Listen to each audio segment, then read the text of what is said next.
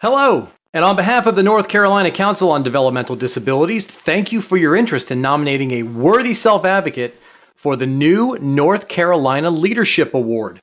The new Leadership Achievement Award is presented to an outstanding North Carolina self-advocate whose work has improved the quality of life for people with intellectual and other developmental disabilities. This award will be presented for the first time at NCCDD's quarterly meeting on November 7th of this year in Cary.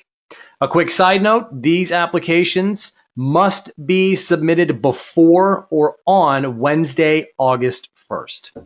Okay, so let's go ahead and get started. From the home page, take your mouse and click the council or highlight the council tab over on the navigation bar. You'll see Advocacy and Leadership Awards. Go ahead and click that. Now, there are 3 awards from which we can choose. However, for the sake of this video, we're going to go ahead and just highlight the North Carolina Leadership Achievement Award. So you're going to click Apply Online. Now that we have the form in front of us, we can begin to fill it out. Section 1 is the nomination form. What you're going to do here is put in the name of the nominee, the name as you wish for it to appear on the award. So if they go by a different name or there's a name that they prefer, you'd want to add that here.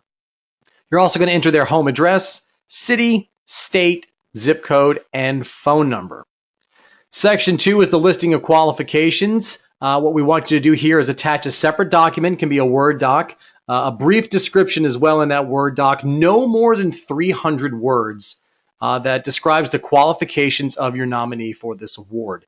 You can give specific information about the nominee's activities in improving lives of the disability community in North Carolina. Include examples of significant contributions and also leadership examples.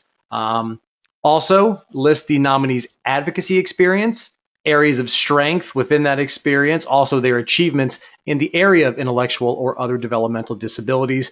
Also list the nominee's volunteer experience as well, if that's applicable. Now, the listing of qualifications is attached box right here. Click that. That states that you are going to attach that Word doc.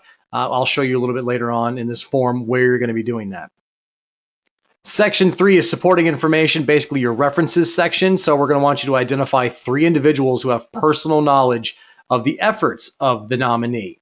So it is encouraged, strongly encouraged, that references submit a short statement, no more than 300 words for each reference in support of the nominee. Make sure that these statements include specific examples of the work the nominee has done to influence positive change in the lives of people with intellectual and other developmental disabilities all across North Carolina and in their community. 3 sections to do so right here: name, home address, city, state, zip code, phone number. You'll repeat that here and then down on the 3rd. Now here's where you're going to fill out your information. Nomination submitted by, put in your full name. If you're a part of an organization, you can put that here if it's applicable. Your title in that organization. If you are not, your relationship to the nominee will be put here. Your home address, city, state, zip, phone number, and very important, this is required, your best reached email address. Section 4, submission deadlines and requirements. You're going to go ahead and click this box right here that states you have read and followed the submission guidelines for the application to be considered. And you also understand that the application will not be considered if the following documents are not completed. And that's right here in this checklist. So Section 1 was the nomination form. When you're done with that, you'll click that, say it's completed. Section 2, that's the listing of qualifications. That's that Word doc we want like for you to attach on the end, which you're going to do right here. You're going to click Choose File and then select your file, and it will show up right here of what you would like to submit. So once you're done with that, you click Section 2, completed. Section 3, you've completed the short statement of support. Basically, this is your references section. Click that. And that you have submitted this application on or prior to the deadline, which is Wednesday, August 1st of this year. Click that. Also, you have to click the CAPTCHA button here that states that you are not a robot. The reason why we want you to do that is to make sure that your submission is not potentially labeled as spam or harmful to NCCDD. Once you are done, you're going to click Submit, and that's it. You are all done.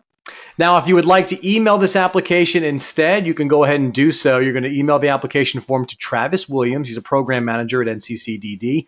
His email is travis.williams@dhhs.nc.gov. And we also would like for you to email it to info@nccdd.org. You can also fax the application. There will be a section where we hit apply online, and you can download a .doc of this application. Once you have completed it, you can fax it to 919-850-2915. Just make sure you include a cover sheet indicating your full name and total number of pages. If you'd like to mail the application via postal mail, you can do so as well. Mail it to North Carolina Council on Developmental Disabilities.